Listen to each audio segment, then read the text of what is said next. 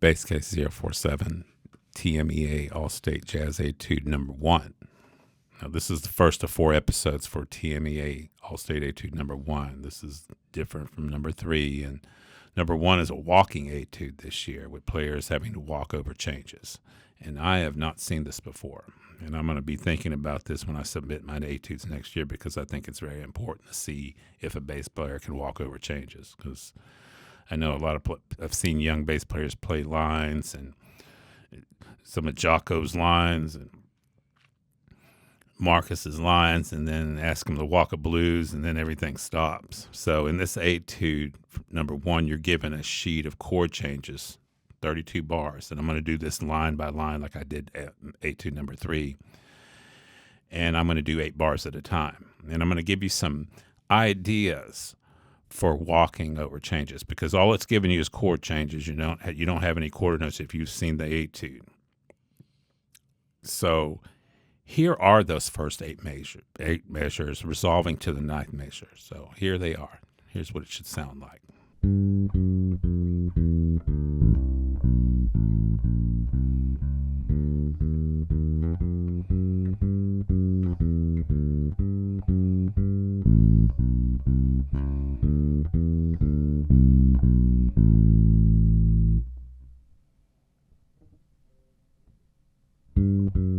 Just doing it a little faster. And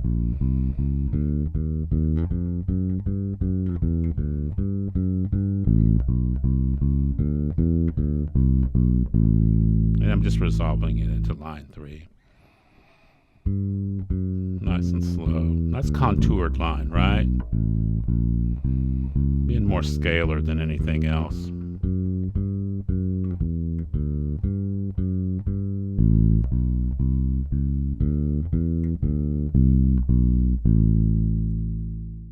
Okay, and I'll place a video of me playing these on my Bass Case YouTube channel. Now, I'm going to go through these, exactly what you just heard, and the first 2 bars, measure 1 and 2, just a G major, 2 bars of G major resolving to B flat. So here are those 2 bars. A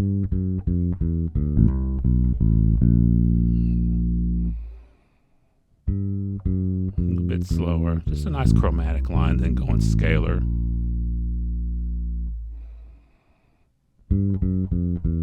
And you can do this thing quick once you get into your fingers, because you're not having to move all over the bass.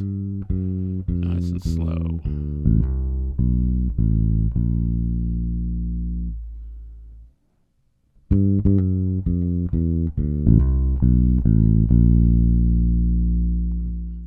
Okay, nice and easy. I'm just moving chromatically from that G on the D string, and I'm moving all the way down to that open A, and then I'm grabbing the B flat.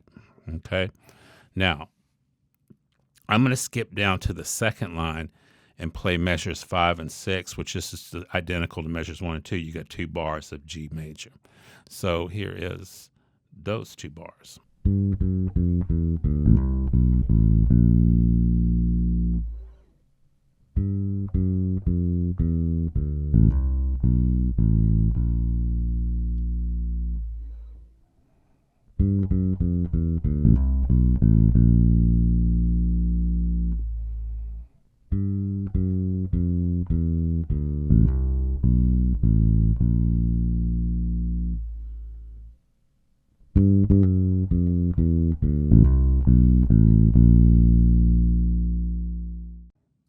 Okay, now both times I'm playing a descending line, but there's a difference between the 2.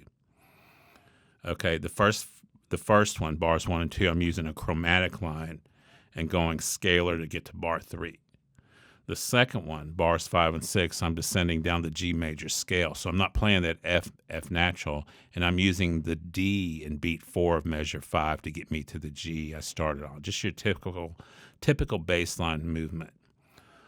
And one other thing, notice in bar 2 that there's a D on the first beat with the chord being G. A lot of people think you shouldn't do that. A lot of bass players are very root-oriented, and they say, well, if you got a G major chord, then G should be the first note. That doesn't always happen like that. You can grab a chord tone. You don't always have to land on the root. Those chord tones work just as well, particularly when you have static harmonies, such as like when you think about something like So What, where you have D minor for 16 bars. You don't want to be constantly grabbing a D on every downbeat. Okay, so now I'm going to move to bars 3 and 4.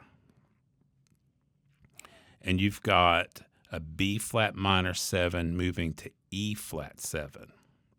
So here's bars 3 and 4.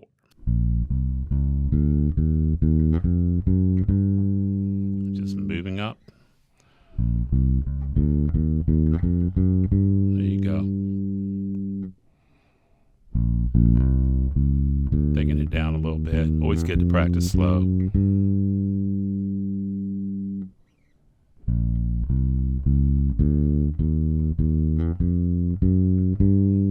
Nice. Okay, now B flat minor 7 to E flat 7, a 2-5.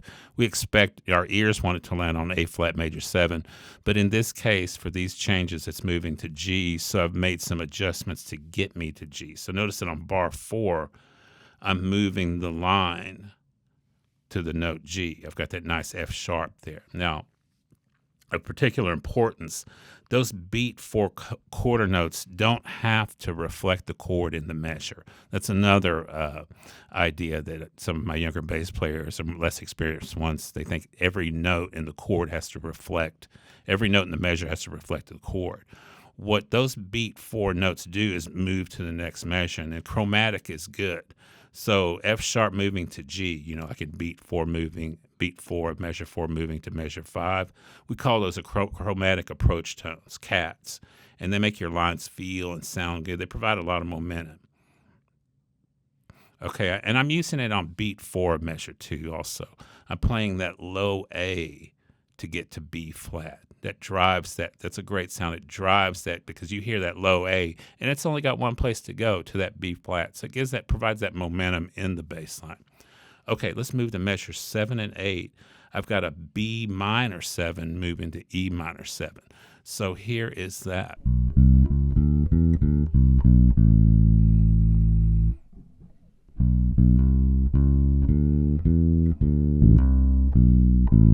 Start chromatically, and then I'm going scalar descending, and then landing on that A.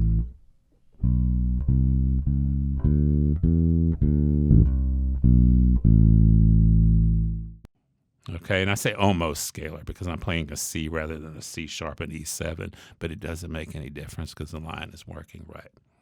Okay, so now that gets you through the first 2 lines, bars 1 through 8. So now here are bars 1 through 8 again, resolving to A on the next line.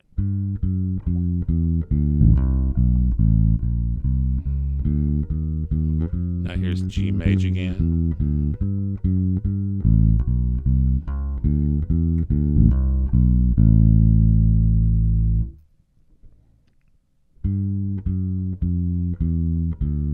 Just walking down, and then now I'm coming up. Nice contour, right?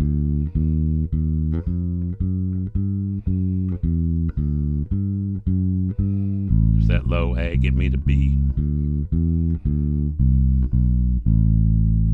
That low A gets me both to B flat and B.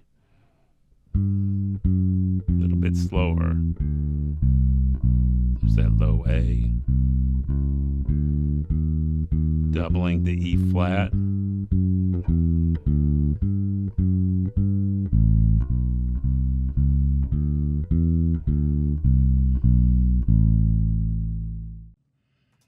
Okay, so there's the first 8. The next episode, I'll have the second 8 on there. If you have questions, email me, phil@basscase.co. I'll talk to you soon.